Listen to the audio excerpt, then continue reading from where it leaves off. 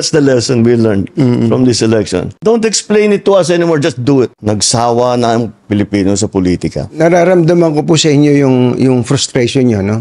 Na may gusto kayong gawin pero hindi nyo magawa. Masyado raw kasi kayong mabait. Anong gagawin ko? Maging masamang tao. Siguro, dapat nga talaga maging mas mabagsik talaga. Inaamin nyo po ba na may pagkukulang kayo doon? Oo. Ang problema sa malalaking proyekto, di ba, transportation. Medyo matagal eh. Matagal talaga. Matagal yan. Sir, wala ba kayong sisibaking gabinete ngayon? Baka mangyari yan. Ang bait nyo, sir. Ha? Ang bait nyo talaga. Bakit? Hindi ko... Magko-confess ako dito. Kumusta po kayo, Mr. President? Mabuti naman. Mabuti naman. Opo. Anong realization nyo na ganito po ang naging resulta po ng eleksyon? May kinalaman po sa administration slate. Para sa akin, I have two conclusions dito sa election. Una, nagsawa na ang Pilipino sa politika. Sawan-sawa na sa politika. Ang mensahe sa amin lahat, hindi lamang sa akin, kundi sa aming lahat, tama na yung pamumulitika ninyo. At kami naman ang asikasuhin ninyo. Tama rin naman eh. Yan naman talaga ang dapat natin ginagawa. Kaya mabuti. Tapos na yung eleksyon, tama na yung politika. Tama na yung politika. Maggawin na natin lahat ng kailangan gawin. So nagsawa ang tao. Ano po yung pangalawa? Yung pangalawa, disappointed ang tao sa serbisyo ng gobyerno. Hindi nila nararamdaman at masyadong mabagal ang galaw ng pagbubuo ng mga project na hindi pa nila maramdaman.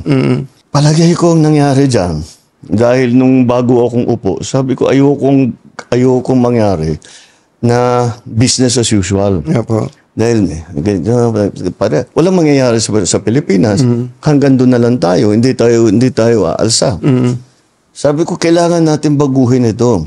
Kaya tinignan ko yung malalaking mahihirap na proyekto na long-term ang magiging effect. Yun ang trabahuhin natin. So, tinatrabaho namin. Kaya ang lalaki na yung mga project na ginawa namin priority, yung mga tourism, yung mga health, yung mga puro malalaking proyekto. Ang problema sa malalaking proyekto, di ba, transportation. Medyo matagal eh. Matagal talaga. Kahit na super efficient, walang problema, tama, hindi nagka-problema. Matagal talaga yan. Isipin mo, yung subway, huhukayin mo yung para makadaan yung tren. Matagal yun, matatapos yan. Tapos na ako, matagal na akong tapos. Pero sabi ko, kailangan magagawa natin ito. Kasi kung hindi natin gawin, paano na? Hanggang dito na lang tayo. Kailangan gumawa tayo ng bago. Ang nasa isip ko, may magandang kasabihan, if not us, who? If not now, when? Kailangan gawin na natin. Ngunit, ito talagang na-realize ko, na hindi natin nabigyan ng sapat ng atensyon yung mas maliit na bagay. Yung para maging masagbaginhawa ang pang-araw-araw ng buhay ng tao. Yung pila sa tren, yung traffic, yung mga ganyang klase. Para naman mas maginhawa ang buhay ng tao. Kasi iniisip ko, hindi, pag pinaganda natin yan, gaganda rin. Anong gagawin natin ngayon habang inaantay immediate, na? Anong gagawin natin ngayon? Ayun ang talagang bibigyan natin ng atensyon ngayon. Pero, inaamin niyo po ba na may pagkukulang kayo doon? Oo. Nag-concentrate kami lahat, yung kabinete lahat. Sinasabi ko, ito yung mga importante. Kailangan umpisahan natin ito. At kahit wala na tayo rito, nasa lagay na yan, natuloy-tuloy na yan. Kailangan ng talagang tapusin. Yun ang talagang iniisip ko. Hanggang ngayon po ba, meron pa rin kayong countdown ng natitirang mga araw niyo sa Malacanang? Araw-araw. Pumapatak yung metro. Yung metro. Anong nararamdaman niyo kapag pagtingin niyo, 1,130 plus days na lang? Ano pong nararamdaman niyo pag gano'n? Ganon din, mula nung umpisa, kailangan natin madaliin to. Ba't ang bagal? Ba't wala pa? Bakit hindi pa magawa? Binibiro ko nga yung mga mayayaman kong kaibigan, yung mga malalaking taipan. Sabi ko, naiinggit ako sa inyo dahil kahit napakalaki ng korporasyon ninyo, nahawak ninyo, pagka inutos ng CEO, nung boss, tapos na. Opo. Pagka ako nag-utos, marami pa akong kukumbinsin. Oo. Sabi, dito sa gobyerno, pagka meron ka naisip na bagong initiative, bagong idea, siyempre ilalapit mo dun sa rank and file, di ba? Apo. Para ito, implement ninyo ito. Naku, ang sagot laging bumabalik. Ay sir, hindi pwede yan. Baka makuha kami, baka totoo rin naman. Apo. Dahil patong-patong ang mga batas natin eh. Kung minsan, contradictory, lahat ng tao masyadong maingat. Opo. Which is okay na maging maingat. It is okay na magkaroon ng checks and balances. Pero wag naman maging paralysis doon sa bureaucracy. Nararamdaman ko po sa inyo yung frustration nyo, no? Na may gusto kayong gawin pero hindi nyo magawa. Pasensya na uli kayo. Tatanungin ko lang itong tanong na to. Masyado raw kasi kayong mabait. Marami nagsasabi sa akin yan. Oo.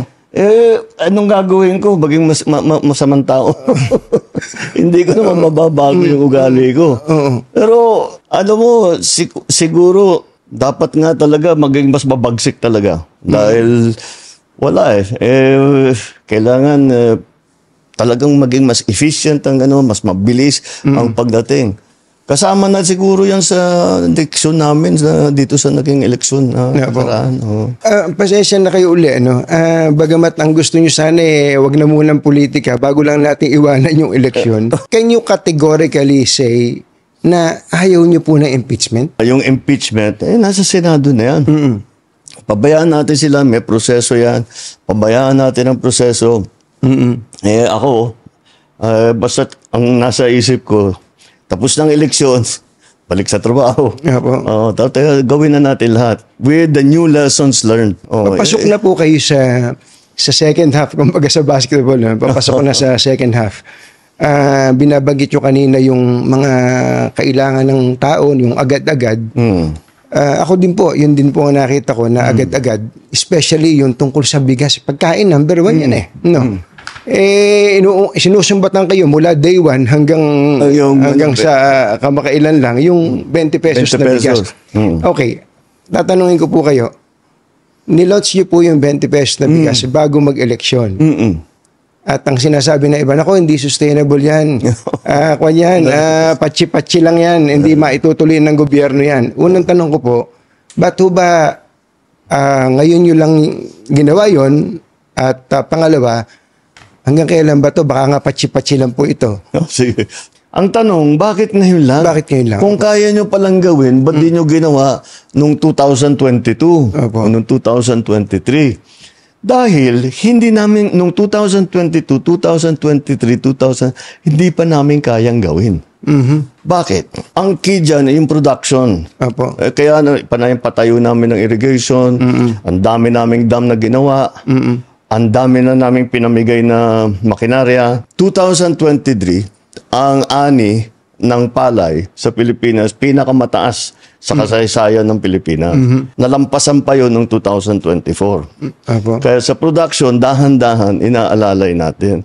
Bakit ngayon lang na tayo nagbibigay ng tulong sa produksyon? Dahil ang Pilipinas, ang mga opisyal na spoiled. Basta't import lang ng import. Tapos, yung importation niyan, illegal and legal. Ang katotohanan, ang nakita namin, ang pang-control doon sa presyo ng bigas ay ang smuggled na bigas. Kaya nag-hoard. Yan. Ang una na, kung titignan ninyo, ang isa sa una namin ginawa, nag-raid kami ng mga warehouse. Itong pinakamalupit. Sinabi namin, ba't may ganito? At hindi na iniintindi, basta't puro ang import natin. Dahil ang nag-i-smuggle, mga official din ng gobyerno. Kumikita sila. O di bakit nila papalitan? Sige, pasok lang sila ng pasok. Hindi nila iniintindi ang production. Hindi nila iniintindi yung sistema. Hindi nila iniintindi ang presyo ng palay, ang presyo ng bigas, ang kikitain ng magsasaka. Wala. Kailan po itong mga nag-i-smuggle? Basta ito yung nakita namin. Nung pag-upo ko. Meron talagang ganyan. Nung inipit namin yung mga smuggled at rineraid na namin yung mga warehouse, nabawasan yung supply. kailangan namin ayusin yung NFA. Lahat yan, yung mga changes na ganyan, hindi ganun kasimpleng gawin. May batas na kailangan palitan, mayroong mga taong kailangan palitan, ibang konsepto na. So, ngayon lang namin nabuo lahat. Mr. President, ang isa pa pong importante sa tao, kalusugan, di po ba? Meron naman ng kung ano na nahihingi ang mga tao, pero pagpunta nyo sa ospital, lalo sa public hospital, ang hahaba pa rin ng pila. Yun ang problema. Hindi po ba ang haba ng pila? Tapos yung mga tao, parang hindi pa rin nila alam na meron palang mga programa ang gobyerno tungkol sa ganito. Number 1 po dyan, yung tungkol sa PhilHealth. Ano ba pwede natin gawin sa PhilHealth para wala na talaga halos babayaran ng mga tao sa na hospital? Malapit na tayo doon. Opo. Malapit na tayo doon. Nabanggit mo na rin yung mga pila. Nakapunta na ako sa ospital, 200 ng tao nakahilera. Grabe, ano? Oo, 2 oras bago nila maibigay yung papeles nila. Digitalization lang ang sagot dyan. Dahil pinaparami talaga natin ang member, pinaparali na talaga yung binibigyan ng benepisyo. Hindi na pwedeng kinakamay. Kailangan talaga nasa computer na. Kaya yun ang unang ginagawa nitong si Dr. Mercado na namumuno ng PhilHealth, ay inaayos niya na mabuti yun. Pangalawa, dumalaki ang benepisyo na binibigay ng PhilHealth mula noong 2022 at mas malaki na ang ibinabayad. Mas marami ng serbisyo. Nandungkot nga ako, may nakita akong survey. Tungkol sa PhilHealth. Sabi niya, sana yung presidente, ang PhilHealth ay tugunan na nila yung top 10 diseases or sicknesses in the country. Alam mo kung bakit ako nalungkot? Bakit po? Ginagawa na namin. Hindi lang alam ng tao. Ngayon na sinabi mo. Ginagawa na namin yun. Pero patuloy, kung titignan talaga, pag-aralan... Mr. President, nasaan ho yung pagkukulang? Andyan na pala yung programa. Bakit hindi alam ng tao? Yun ang problema din. Siguro naging problema namin dahil yung tao, kasama na rin yata sa analysis dito sa eleksyon. Hindi alam ng tao yung ginagawa namin. Nagugulat sila kung minsan pag sinasabi namin, eto pwede na kayo dito, meron kayong ganito, meron kayong pwedeng benepisyong ganito. Hindi nila alam na na pwede silang mag-claim ng ganon. Halimbawa, tinignan namin ng isang araw dialysis. Sabi ko, ba't di natin pwedeng libre? Libre lahat. Kasi may binabayad pa yung nagda-dialysis eh. Tama po. Paano gagawin yan? So, tinitignan namin yung numero. Kung ano yung pondo ng PhilHealth, para diyan, ano ba ang pwede nating ibigay? Sa cancer, milyon-milyon na ang binibigay nating tulong. Siyempre, yung mga buntis, yung mga common, hindi na natin dadalhin pa sa ospital yon. Kaya nagbukas tayo ng Bukas Centers. Ang Bukas Centers, yung bagong urgent care ambulatory services. Yun ang Bukas Center. 24/7 yan. Hindi nagsasara. At yan, yung mga simpleng bagay. Para hindi na kailangan pumunta sa malalaking ospital. Habang pinakikinggan ko po kayo, halimbawa, yung nabanggit nyo yung parang digitalization, para mabawasan ang pila. Ako meron po akong isang naisip, baka lang pwede nyo consider. Para matigil tong pila-pila na yan. Kasi nga, nakakalungkot na yung iba, ma-absent pa sa trabaho para lang makapila. Yung kamag-anak nila, pumipila. Meron po tayong PhilHealth. Meron tayong DOH. Nahihingan po ng tulong yan. May DSWD, pagka may sakit. May PCSO. At pagka nakachamba ka pa, merong guarantee letter pa yung congressman kaya halos wala nang binabayaran talaga. Kaya lang, 5 yung pipilahan mo. Oo nga. Pwede po bang magpatayo na kayo ng isang pipilahan na lang kung hindi man kailangan para diretso na po ang tao, para tutulungan mo din lang yung tao, wag mo na silang pahirapan. Lahat yan, ang problema talaga. Old style ang ginagawa eh. Yun lang, kamay. Kaya yun, meron tayong mga app, e-gov app na gano'n.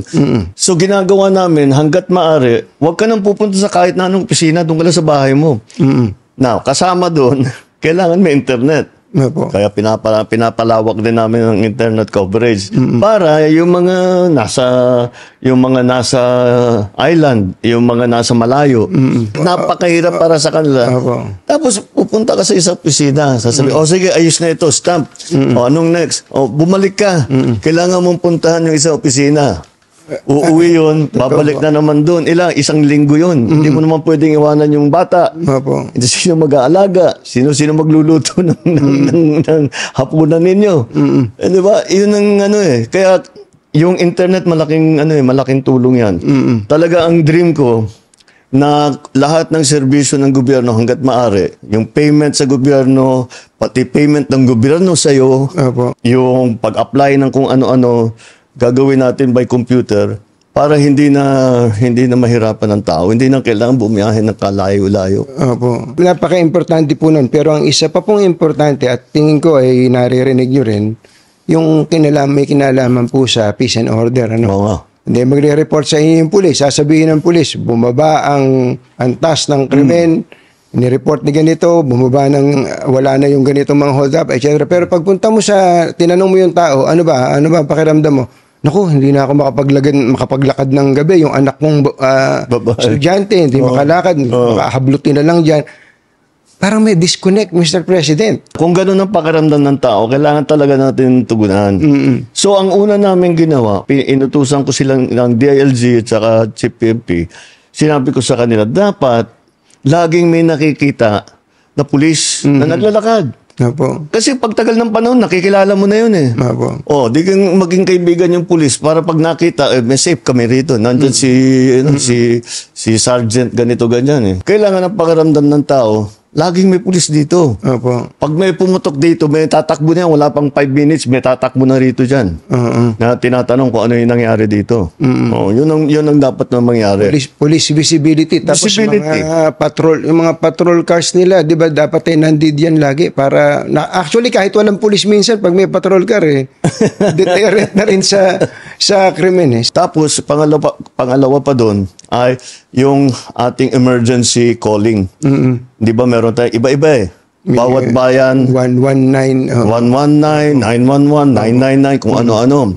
Gagawin namin isa. Yung pong drug situation. I'm sure nakarating na rin po sa inyo ngayon na may mga barangay dyan na bumalik na naman yung mga gumagamit, tapos yung ibang mga pusher na mga small time lang naman pero nandiyan na naman daw po. Ano bang gusto nyong gawin dyan? Kaya ang gusto namin gawin dyan, pareho na naman dun sa sinatawag ko yung maliliit versus yung maliliit na project. Dahil ang pinanteriya namin kung saan pumapasok. Kaya kung makita mo, yung nahuli namin na sabu, napakalaki na, laking tonelada as compared sa mga nakaraang panahon.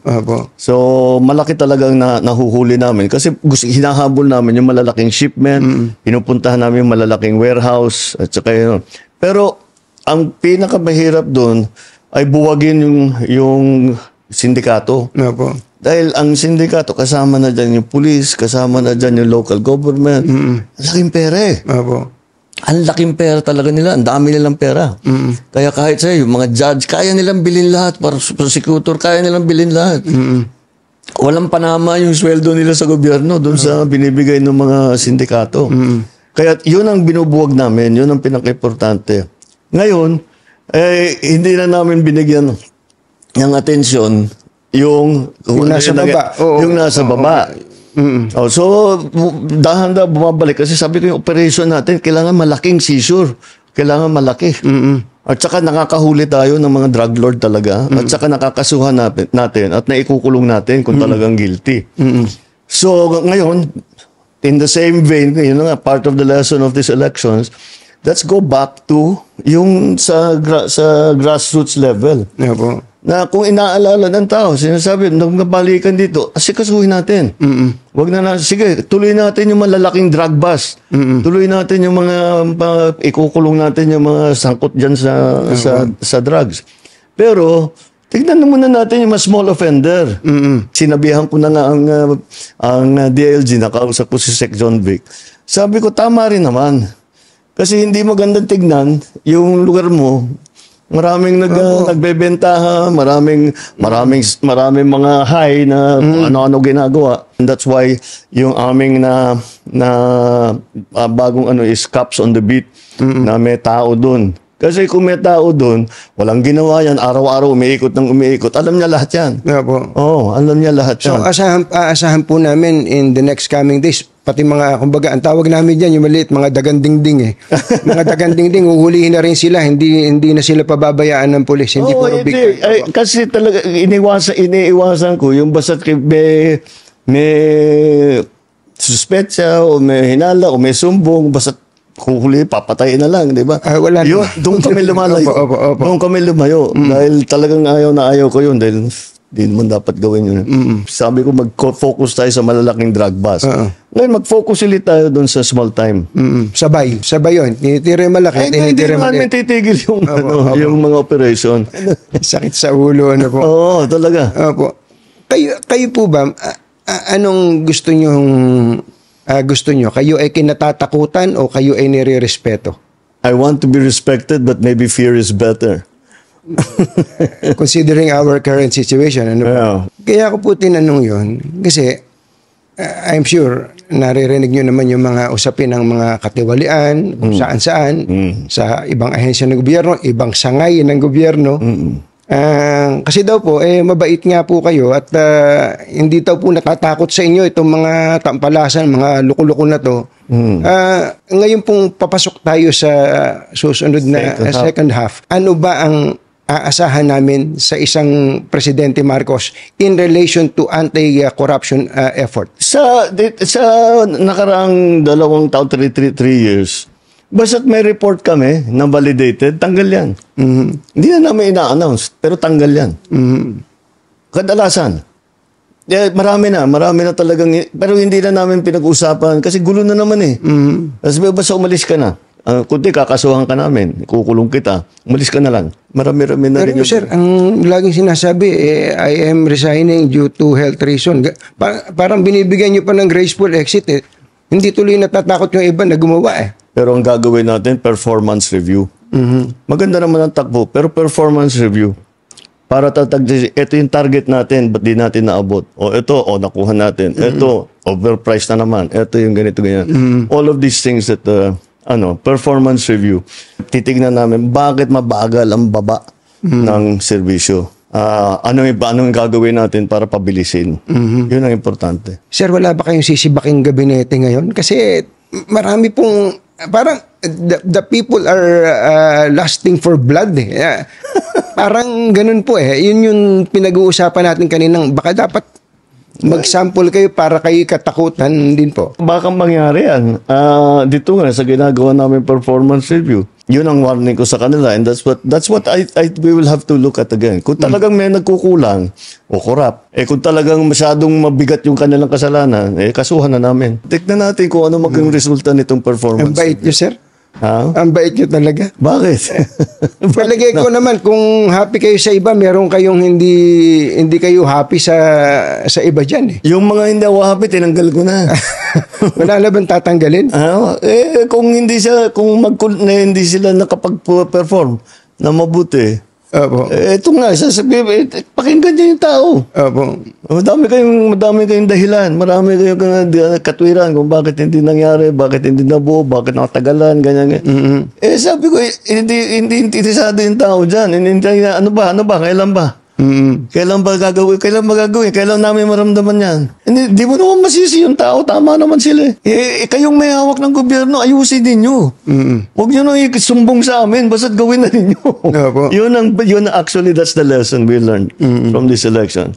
Don't explain it to us anymore. Just do it. Tama na yung mga magagandang paliwanag with the good statistics at saka kung ano mga drawing. Basta gawin na lang ninyo. I don't blame people. Hindi mo naman masisi ang tao.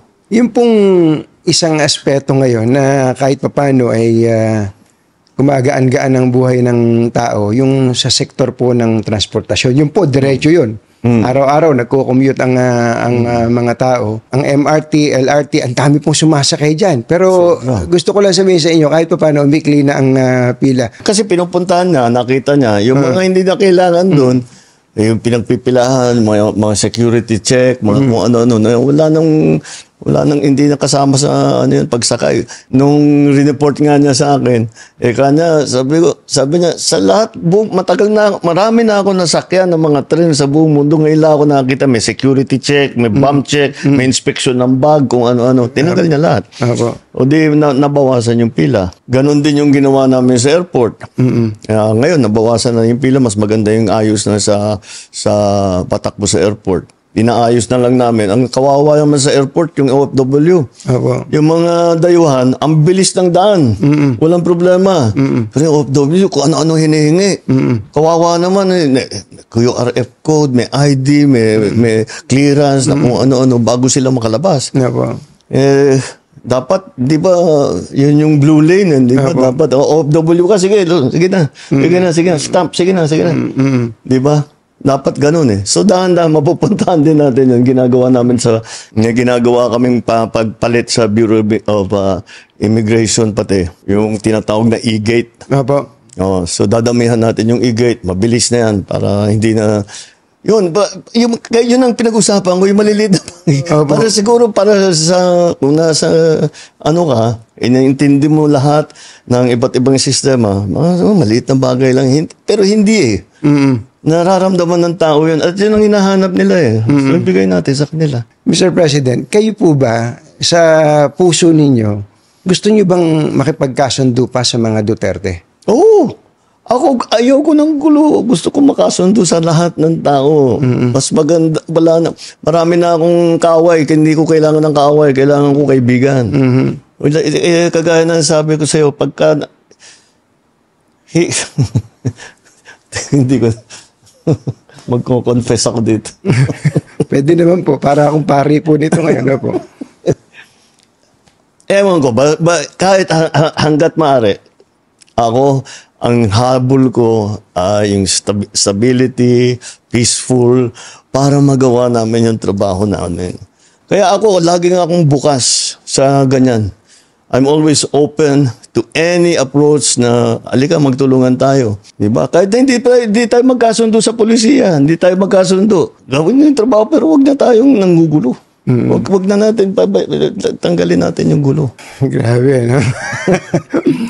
Parting shot nyo na lang doon po sa mga kababayan natin na siguro ay somehow nabawasan po ng pagtitiwala sa inyo para mabalik po yung tiwala nyo sa kanila. Ano po yung gusto nyo sabihin sa ating mga kababayan? Well, asahan nila na tayo naman, kahit nasa matataas na posisyon, asahan nila, lagi kaming nakikinig. Lagi kaming nakikinig sa kanilang hinain, sa kanilang nagiging problema. At tinahanapan natin ng long-term solutions. At ngayon, talagang ipamadaliin na namin yung immediate solutions na pwedeng gawin kaagad. At yun ang mararamdaman ng taong bayan mula ngayon. Mr. President, salamat po. Salamat, Thank you.